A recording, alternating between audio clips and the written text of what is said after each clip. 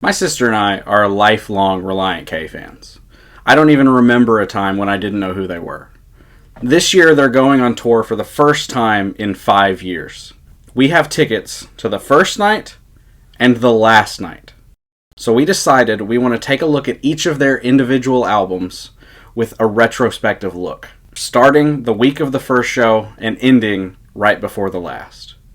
7 weeks, 8 albums. This is Relient K Revisited. So this week we listened to Mmhmm, the fourth album by Relient K, which is also probably, well, it's not probably, it's most definitely their biggest album. It's the one that got mainstream. It's the one that is on Spotify's pop punk playlists, and they played it on a few different late night shows. They played it a few times on Jay Leno, Conan, stuff like that. When I start this album, that first guitar riff starts, and it's just like, yep, this is it. This is it. Like, there's something about this album that it just has a sound that I have never heard before, and I haven't heard since. Like, it sounds like Mmhmm. It doesn't even sound like Relient K. It sounds like Mmhmm. Yeah. It is such a good sound and a unique sound, and I love it. I don't know. Yeah, it's definitely different than the ones before. Like, it's... Oh, yeah. A total it's like turn. It's darker. A little bit. But it's also upbeat.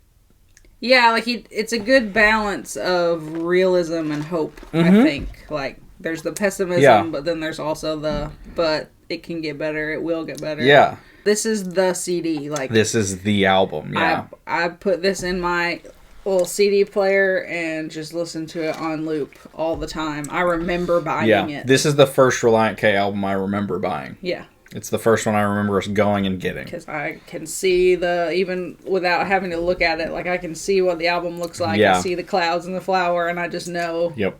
So the version we had on CD, the title's messed up when we imported it into Dad's computer. Yeah, so it made the title of the album the title of the first song, and then it moved every title after that down one track. I don't know what the title of the album was, but I just know that the first song was titled Mmhmm. Yeah, so the one I'm waiting for was titled Mmhmm, and then the next song, Be My Escape, was titled the one I'm waiting for. Yeah, so it I don't know what the everything. album itself was titled. It was still Mmhmm. Was it? Yeah, it was. Yeah. Which I don't know if. So this is another thing I wanted to talk about. I don't know if it moved the name of the album down one or the secret track on this. And this is the only album like this, and it's the first album to not have one at the end of the album. The secret track on this was at the beginning. It was a pre-roll. Oh. And it was called Mmhmm.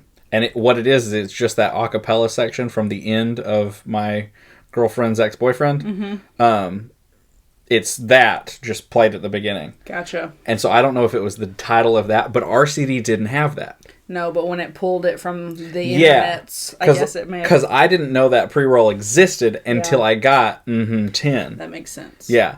But so, for years, when we were listening to this, like, on my iPod or my MP3 player or anything, the titles were wrong. Yes. So I knew this album, top to bottom, like the back of my hand, didn't know what the songs were called.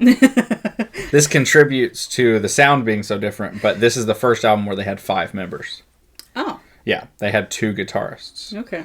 So, that changes things. Yeah. Also, while looking at stuff on this, they toured with Good Charlotte and Simple Plan after releasing this album.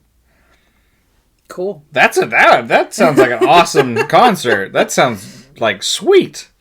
Because in my mind, I imagine Simple Plan plays What's New Scooby-Doo. Relient K plays Pirates Who Don't Do Anything. Yeah. I don't know if Good Charlotte had a theme song at any point. I'm not a Good Charlotte kind of person. But Simple Plan. Yeah, those two, it just sounds like a great combination. The lyrics on this, like the last one, it was mostly not Christian. This one's a lot more. Like every song but maybe 3. Yeah. Like, but in a different way. This one is very much a could be a girl, could be Jesus. Yes. Most of the songs are. Yeah. There's Actually, I wouldn't even say hardly any. There is 0 goofy songs on this album. Yeah, there are no goofy The ones. closest we get is Girlfriend's Ex. Maybe Maintain Consciousness. Maybe Maintain Consciousness. And this week the trend has a little bit of like tongue-in-cheek in there. Yeah. But it's not really goofy. No. I said that on this one, I just wrote his writing is ridiculous. But he's... I mean Thiessen, like he is so good at taking those universal experiences that we all have and making them like poetry. Yes. It's just incredible that he can do that. And I think I identify with this album more now than I have at any point in my life. Yeah, I agree. Like listening to these, one song, I just wrote big oof. Like it just, hit me. I was like, oh, I feel that now. Because every song is about me. Yes. It's very much about this is what I've done wrong. Yeah. This is how I've screwed up. This is what I'm experiencing. Yeah. What I'm feeling. Yeah. And it's very emo. Which is what makes it feel less cheesy. Mm-hmm. You know, and it feels more genuine, I think, because it is all reflection. Yeah. When I hear this album, the first thing I think of is them on that rooftop. Yeah, I know. Every time. Yeah. I can picture Schneck shredding. Yes. That's what I see. It's one of those albums, like listening to it through the first time, like every song that popped up, I was like, geez, this is loaded. Yeah. Yep. Like there's not a single, like... There's not a bad song on this. No, and every song, like I kind of just wrote down lines, and I think every song has such quotable lines. Yeah. Like they all have one that you could like pull out and cross stitch and hang on your wall. Like I'm just going to ponder on this one line for hours, and it's going to change my life. Absolutely. Which, and I mentioned to you, I never noticed until now that When I Go Down references High of 75. Yeah. Because it says, you took my heavy heart. And like... I don't know how I never noticed that, but it's there, which I think shows more of what's to come with them. Yeah. And also, so many songs on this album loop into the next. Oh gosh, yes. There's a ton of it. Yeah. A ton of it. Witch to Bury and then into Let It All Out is like, it doesn't even stop. No. It could be one track. Mm-hmm. And there are so many albums that have just dead space at the beginning and end of a track. Yeah. And they don't do that. Like, I just forget that they just do not have dead space. Yeah. It's just continuous. It is continuous 50 minutes. I hadn't noticed before how many times he plays on, like, common figures of speech and sayings and stuff. Like, the idea of life after death and taxes. Like, Benjamin Franklin said... nothing is certain but death and taxes, so he plays off of that. And then Which to Bury Us or the Hatchet, like the idea of burying the hatchet, like he plays off of that. So there was like more than one place where he was playing off things. Yeah, the only thing worse than beating a dead horse is betting on one, which is funny. Who I Am Hates Who I've Been is like the most underrated just phrasing of a song. Yeah. That is just such a good phrase. It is. Who I Am Hates Who I've Been. Like I said, those universal experiences, it plays on that. And he says the very moment that I wish that I could take back. Like that idea of, this is the moment in my life where it all fell apart. Yeah. If I could go back. I've always loved Which to Bury Us or the Hatchet has banjo. Yes. And I love banjo. And it's got some screaming. There's a few different songs that have screaming. Yeah. Hatchet does. I So Hate Consequences does. The guy who did it is from a band called The Showdown. They were like a Christian metalcore-ish band. Okay. They're not great. Not great. Right. I can see how a lot of people might like them. Not for me. You know, they were on Goatee Records. They almost signed to Tooth and Nail, which Tooth and Nail was a lot more like post-hardcore, a lot of screamo bands, stuff like that. And we were talking about what if they had. And I think this album is a lot closer to the sound we would have had from them. Right. Because we've got so much screaming in it. Mm-hmm. And it's a very serious album. It is. I love it. This is my go-to album. When I need to be comfortable, I will pop this in. Nah, that will always be Forget Not Slow Down for me. But this is mine. This is the one I give to people. Yeah. Like if someone's like, I want to get into Relient K, this is the album I suggest. Mm-hmm. Hive 75. Was it on a video game? It was on MX vs. ATV. Yes. Which, funny enough, so it was on MX vs. ATV. I had that game on PS3 and PSP. And it was the first game I ever played where you could control the soundtrack. And so you could go in and choose which tracks you wanted to play. Yeah. I unselected everything except Hive 75 on my PSP. So when I was playing, it was just that song looping while I was playing, and I never got tired of it. And the album is still that way because today I listened to it 3 times. And I legitimately was listening to it, finished When I Go Down, and started it again. And didn't care. Yeah. Because it's just that good. Yeah. Which also, 50 minutes long, no hidden track. No hidden track. It is that long. Yes. It's not a short album. When I Go Down is almost 7 minutes. It doesn't feel that long to me. It doesn't, because there's so many bridges. Yeah. And it changes. It's interesting. There's so much sound. There's a lot of just moments in this that I would describe as some of my favorite moments ever. The beginning of the one I'm waiting for, that thing. Mm-hmm. I don't even know. Which, this is an album you cannot listen to with one headphone in. No. I had to go into Spotify and turn on mono. Mm-hmm. Because when I'm at work, I can only have one headphone in. But when you're hearing the beginning of that, you're hearing like the echo. Yes. And it's horrible. Uh-huh. This album is honestly probably what made me find out what stereo is in headphones. Yeah. Because I was so young when this came out. Mm-hmm. Like that moment, the moment on Hive 75 when they bring in the drum machine, mm-hmm. and it's like the claps. Yeah. I love that. I think that it's hilarious. It doesn't fit the rest of the song, but it's fantastic. Mm-hmm. Any moment when there's banjo in this album is amazing to me because banjo and punk shouldn't go together, but they work so well. Mm-hmm. But most of all, and this is so good, I so hate Consequences. Yeah. The end of it, when it's like they've done all the slow stuff, and then it's like nothing, and then the guitar squeal. Oh! Every time it plays, it gets in, like, it's, yeah, it gets me. Yeah. I'm ready to go punch some people in the face. I don't feel that way. I just want to go jump in a pit, and then there's only like 5 seconds of the song left when it does that, mm-hmm. and then it goes into something really slow, I think. What is it? The only thing worse than beating a dead horse. No, that's not slow at all. That's an interesting track. That one, I've never noticed this before because when I was a kid listening to this, I was not as well versed in punk as I am now. The beginning of that is so old school punk. It feels like an old hardcore track. Yeah. Because they're not singing, they're just like quickly yelling at you, basically. Yeah. And it's just so good. Yeah. Mm-hmm. It's an interesting. It's less than a minute. It's somewhat political. It's an interesting track. It is political. Yeah. It is, like, have you stopped and read it? Yes. Yeah, it's interesting. It is. It's kind of one of those, like, I'm not sure who you're speaking to. Mm-hmm. It kind of just seems anti-politician. A little bit. Which is pretty punk rock. Yeah. It was one of those, like, as a kid, when I listened to it, I was just proud that I could say it as fast as he was saying it, and I wasn't really paying attention to it. But now reading it, mm-hmm. I'm like, okay, this is interesting. This is different. Yeah, I think it's just anti-politician. It's very don't trust anyone. Yeah. Which is... and he does the...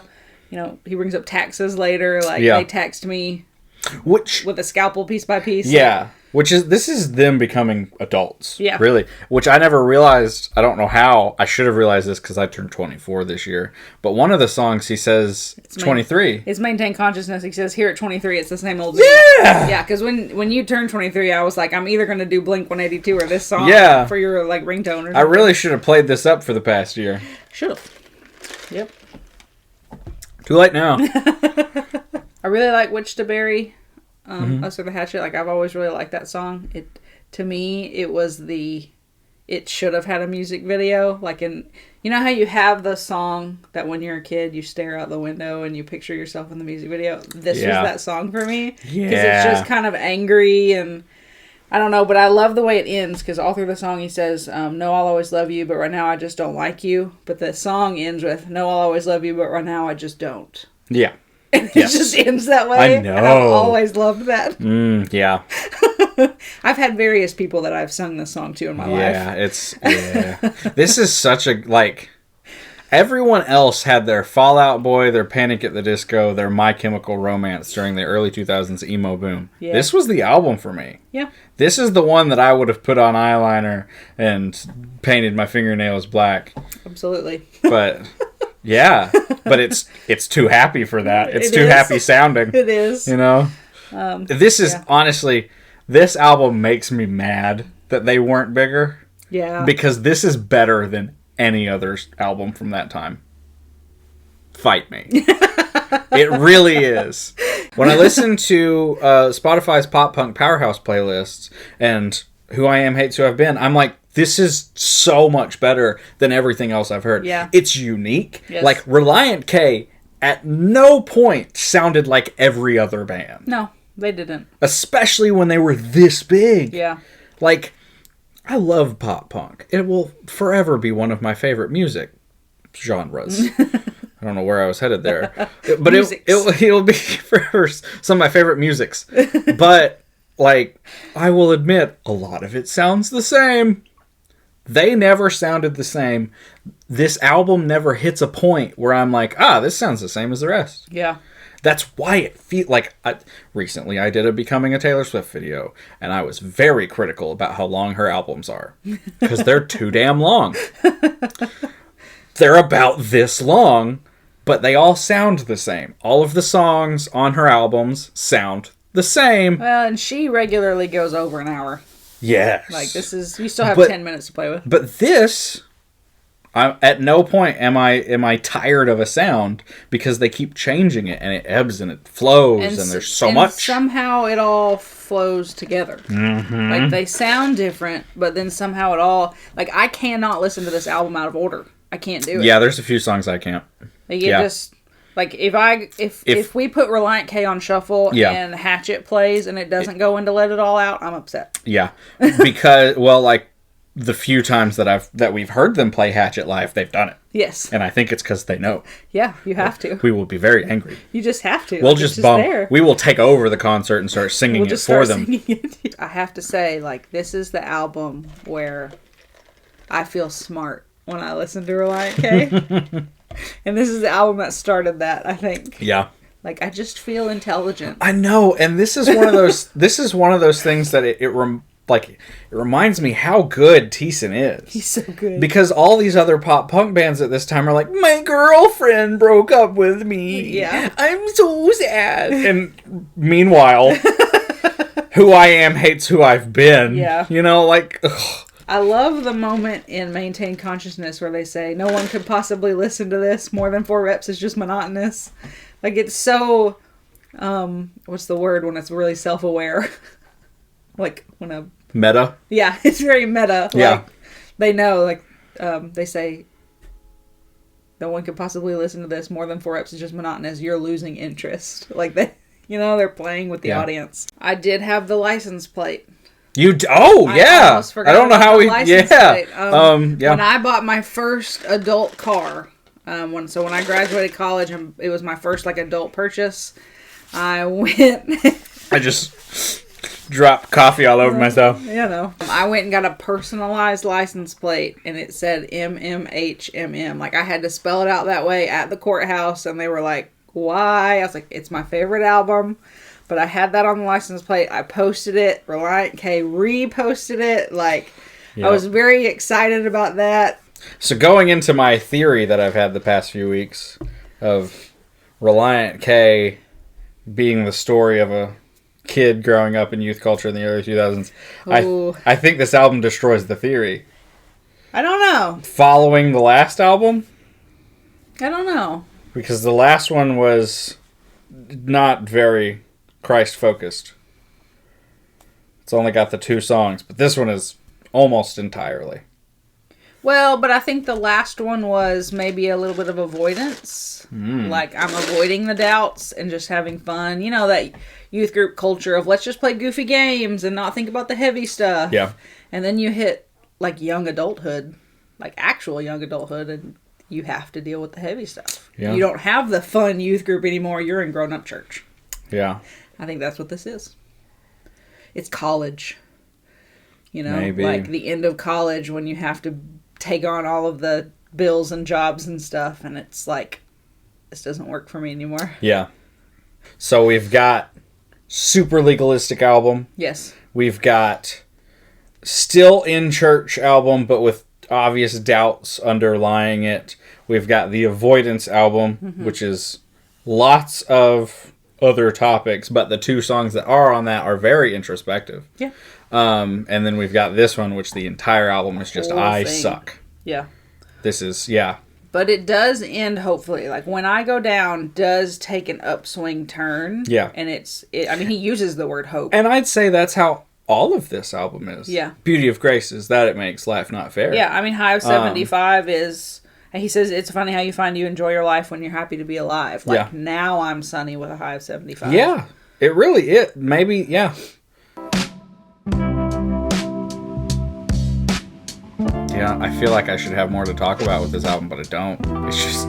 Go listen it's to it. It's just freaking good. Just go listen if to you're it. watching this, you've most likely heard it, but go listen to it again. Yeah. Go listen to it again, read the lyrics while you listen to it. Yes. It changes everything. It does. Which is every Relient K album. Or just go listen to something you don't usually listen to. Go be adventurous in music, as my tagline says. Thanks for watching this. Join us next week when we listen to 5 Score, which is one of my favorite albums, actually. I'll have a few things to say about that one. But thanks for watching.